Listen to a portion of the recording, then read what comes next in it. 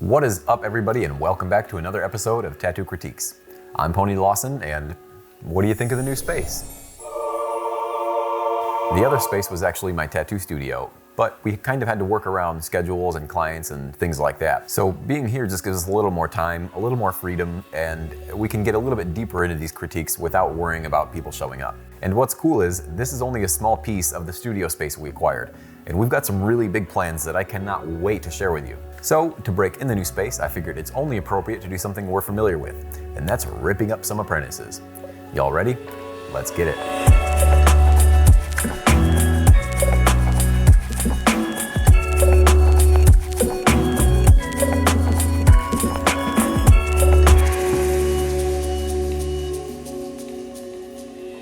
All right, the first tattoo is sent in from YETII. And YETII, you mentioned you're 18 years old and you've been tattooing on fake skin for about 1 or 2 months. You also said you did a 2-week tattoo apprenticeship for a school project in an actual tattoo studio. Not sure what that's about, but it doesn't sound too legit. Generally, it takes longer than 2 weeks to get a good understanding of cross-contamination and communicable diseases. Sure, you could watch a video, but nothing's going to beat real-time experience in an actual tattoo studio. Apprenticeships do take longer than 2 weeks. On average, they take about 1 year to 2 years, just depending on the person.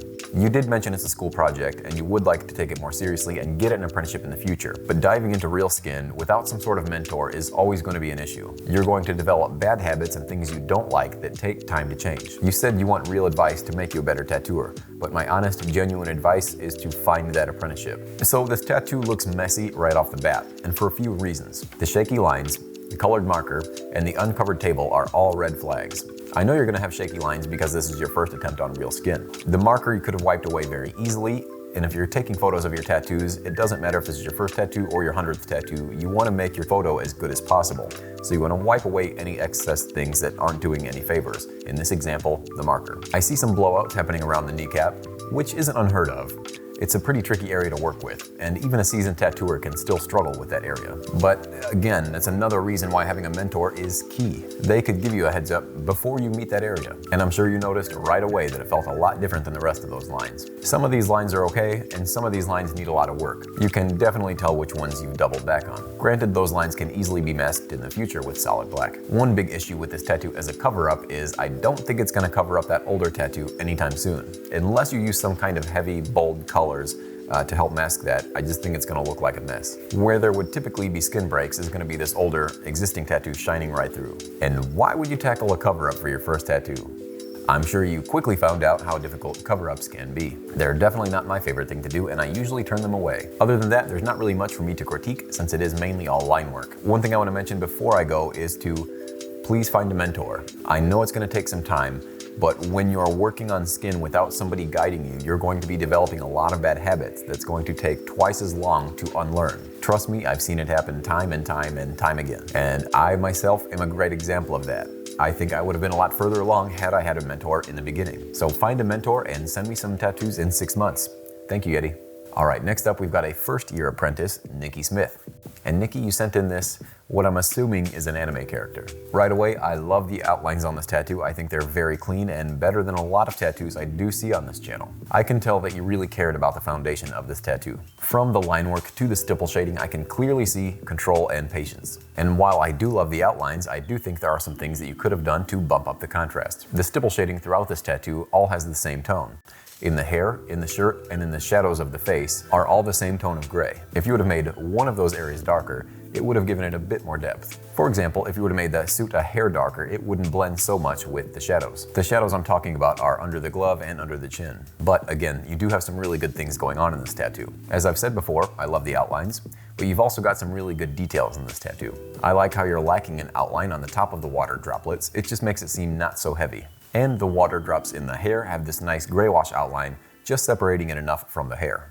There's also some really interesting choices you made. For one example, the shadow on the nose. I'm assuming you had a mentor show you that trick, as that's not something you generally see in apprentice work. I know I'm nitpicking here, but the glove doesn't seem to read as well as the rest of the tattoo. I don't know if that's a lack of shading or shading in the wrong place, but something seems off. Overall, for an apprentice tattoo, I think you're on the right track. You've got a great foundation here. Maybe just focusing a bit more on contrast and putting the shades in the right place, and I think you'll be hitting home runs. Thank you so much, Niki, for sending that in. All right, next up, we've got a tattoo sent in from Yoshi. And Yoshi, you sent in this spider tattoo that's got a lot of really good techniques. Now, this tattoo does come off a bit dark overall, but everything is pretty clear and legible. I think my favorite part about this tattoo are the two round things happening at the front of the spider. The stipple shading that's happening there actually make them look round. And the shading hides the lines very well, so it gives it that realistic effect. Speaking of hiding the lines, I think you did this throughout the entire tattoo very well. Contrary to popular belief, outlines are very important when tattooing realism. The key is trying to mask those outlines as well as possible.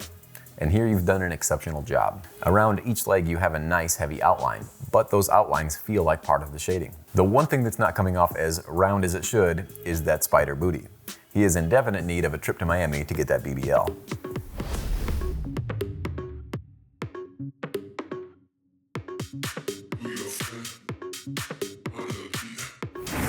And I know you're capable of making that round because you did it to the top of the spider, but I think you just whipped a little too straight with your shader on the bottom half, not giving it enough curvature. One thing that I would be curious to see what it looked like is having a shadow made with mags under the spider as opposed to the stipple work. I don't hate the stipple work shadow, I just think the contrast in having a soft mag shade with the stipple work in the entire spider's body would have been great to see. You did send in another tattoo on a rib cage with a little more bold line work. It's good to see an apprentice do a solid tattoo on a rib cage, as rib cages are some of the harder areas to tattoo. And these outlines are bold and clean for the most part. A couple little shakes here and there, but again, this is a rib cage, one of the harder places to do, so I'll let those slide.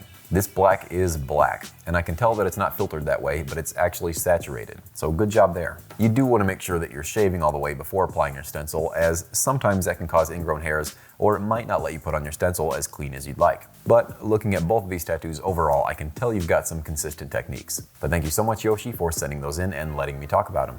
All right, the next tattoo we have is sent in from Jennifer L.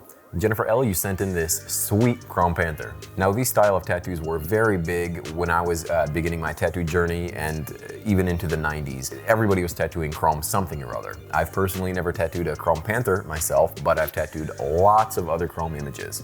And this is one of those styles that seems to be coming back around. Chrome everything. So right off the bat, I do love this tattoo. I think it's got a lot of bright things going on for it, but there are a couple things that I want to point out that I think maybe you could do better. The first one being this outline. I do think you did a great job on the outline here, but I do wish it were just a bit thicker. If you were to have a nice, bold, thick outline around the face, while keeping those small outlines around the teeth, I think it would give it a nice variation of line weight. If we were to look at the brownish orange area in that chrome, I think we could have added a little bit more black or dark brown to really sell that blend. Same thing goes for the blue up top. I do love the dark blue and the light blue, but I wish that blend were just a bit more smooth. The one thing I'm not sure what's going on is the little chrome candy corn looking thing in the middle of the mouth. I really don't know what's going on there or where it's coming from.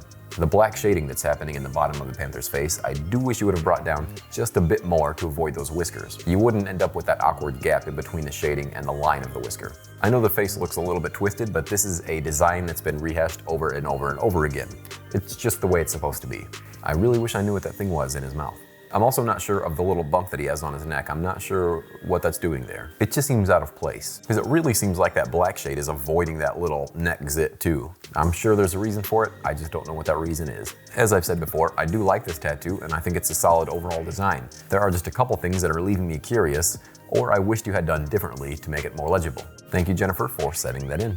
The next tattoo is sent in from Victor Campos, an apprentice out of California. You mentioned this is the 7th tattoo you've done on skin. And Victor, you sent in this cute little buffalo tattoo. So right off the bat, I think this is a perfect spot to be. These are the size and types of tattoo that apprentices should be tackling. Palm size, basic lines, and simple shades. I cannot stress enough, I think this is what most apprentices should be working on. Tattoos like this make it very easy to see where you need to put in the work. For example, with this tattoo, I can tell that your line work still needs a bit of reshaping, and you mentioned it in your email yourself. You're trying to figure out which angles to hold the machine to make your line work superb. Well, that's the fun part about tattooing. It's all experimentation. So you can try holding your machine one way through half of a tattoo, and then switch it up, and then try something else for the other half of the tattoo. And then just compare and contrast and see what you like best. You know, tattooing is this constant experimentation, so 22 years in and I'm still experimenting. And I know it's exciting tattooing on skin and you don't really want to tattoo on anything else but skin anymore, but it can be very helpful to go back and tattoo that fake skin and try out new techniques. And those fake skins are really where you're going to be honing in your muscle memory and the control of your machine. I think you honestly might be going too fast with your whips at the end of these lines, as they're not really trailing off how they should, but rather giving it more of a stipple look. If you keep the same consistency and speed that you're running those same lines through and then just gently lift out of the skin skin, you'll get a lot nicer taper. As far as shading and saturation goes, I'd say you're about 80% there. It just seems like you need to spend a little bit more time in those areas. And a quick little hot tip on how to check your own saturation is to pour some water on top of this entire tattoo. That would act as a magnifying glass, exposing everything you've missed. And then you can go back, fill in the spots you've missed, and feel like a pro. So overall, this isn't a bad tattoo, especially for your 7th one. There are clearly some things that you need to work on that I'm sure you yourself can see. So keep tattooing things that are in this realm. Work on that line weight and button up that saturation. I think you're on the right path, and I look forward to see where you go from here. Thank you so much, Victor, for sending that in. All right, so that's going to do it for this week's critiques. But before we go, you know we gotta talk about my favorite tattoo of the episode. And man, it's been a while since I picked a favorite. So there were a lot of really good things that I saw this week, but the tattoo that took it above the rest, above all, was the tattoo sent in from Yoshi. The way you hit these lines and achieved curvature through shading is generally something you'd see outside of an apprenticeship. You've got a lot of really good techniques, and seeing a tattoo like this on a rib cage is impressive from an experienced tattooer, let alone an apprentice. So once again, congratulations, and keep it up. All right guys, one more thing before we wrap this up, I want to talk about my featured artist of the week, which is Danny Elliott out of Colorado. I've been aware of Danny's work for quite some time, and they've always just stood out. His work is extremely eye-catching, and it's hard to just not dive in and lose yourself. We talked a lot about saturation today, and his saturation is as close to perfect as you can get. And whether it's a realistic tattoo or new school or anything in between, his line work just holds everything beautifully together. And on that note, he doesn't have one particular style. He is all over the place. In a good way. He's probably one of the more underrated tattooers out there. So please, give this guy some love. Head on over to his Instagram page, give him a follow, and let him know I sent you. Once again, I want to thank you guys so much for sticking around to the very end of the video. And if you'd like to see your tattoos critiqued here on this series, you can do so by sending your tattoos to ponycritiques@gmail.com. Make sure to label whether or not you're an artist or collector. It just makes it easier for me, and maybe we'll see yours on a future episode.